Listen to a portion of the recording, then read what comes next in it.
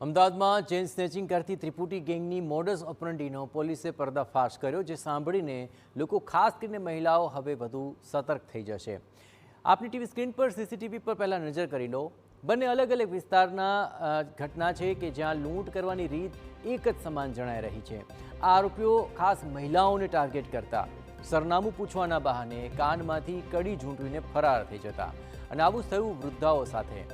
આરોપીઓ કાનમાંથી સોનાની બુટ્ટી લઈ બાઇક દોડાવીને ફરાર થઈ ગયા। ચેન સ્નેચર કરતો આરોપી એક જ, પણ દરેક ગુનામાં બાઇક ચલાવનારો આરોપી બદલાઈ જતો, જેથી પોલીસને શંકા ન જાય। પણ કહેવાય છે ને કે પાપ છાપરે ચડીને પોકારે છે। પોલીસના પેટ્રોલિંગમાં ત્રણેય આરોપી ઝડપાયા અને એક બાદ એક 5 ગુનાઓની કબૂલાત કરી, જેમાં એક ઈસનપુર, 2 નારોલ અને એક મણિનગર અને એક વટવાના ગુનાનો સમાવેશ થાય છે। ત્રિપુટી ગેંગ બાઇક પર નીકળતી હતી, જેમાંથી ચેન સ્નેચિંગમાં માસ્ટરમાઇન્ડ એક આરોપી લૂંટ કરતો જ્યારે અન્ય 2 માત્ર બાઇક ચલાવતા હતા।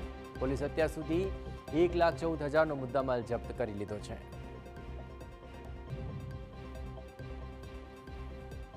સખત પેટ્રોલિંગ ચાલુ હતું, શોધી કાઢવા પ્રયત્નશીલ હતા।